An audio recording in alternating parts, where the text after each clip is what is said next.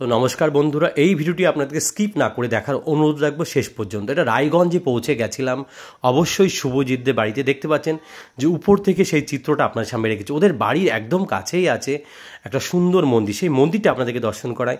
যে মন্দিরের মাহাত্ম্যর কথা ওর বাবার মুখ থেকে শুনেছিলাম আমরা। সত্যি কথা বলতে অত্যন্ত সুন্দর একটা মন্দির।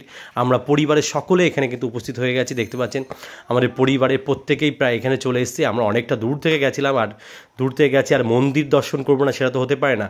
মন্দিরটা একটা আলাদা মাহাত্ম্য আছে। কী মাহাত্ম্য সেটা আমি আপনাদেরকে নিশ্চয়ই বলবো, শেয়ার করব।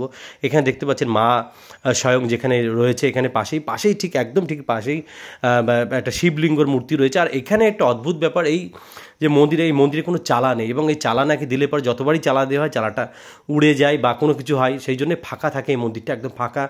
দেখতে পাচ্ছেন এই মন্দিরের মাহাত্ম্যই এইটা, যে এখানে উপরে কোনো ছাদ দেওয়া থাকবে না। সেই মন্দিরের দৃশ্যটা আপনাদের সামনে রেখেছি।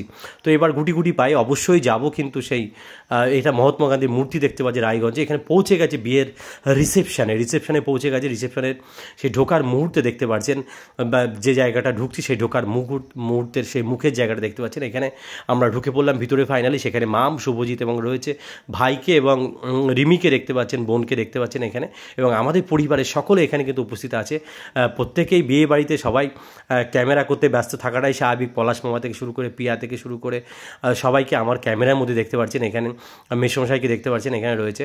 তো এবার চলুন আপনাদেরকে নিয়ে যাব যেখানে মামকে দেখতে পাচ্ছেন। মামকে অত্যন্ত সুন্দর লাগছে এবং সুন্দরভাবে তাকে সাজানো হয়েছে, সেটা নিশ্চয়ই আপনারা বুঝতে পারছেন। এবং তার যে বিয়ের যে রিসেপশন এবং তার যে বৈবাহিত জীবন অত্যন্ত সুখের হবে, এটা বলার কোনো অপেক্ষা রাখে না সবার।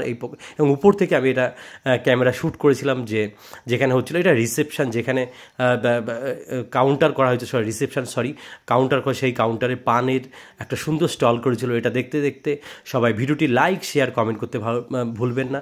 সবাই ভালো থাকবেন, সুস্থ থাকবেন।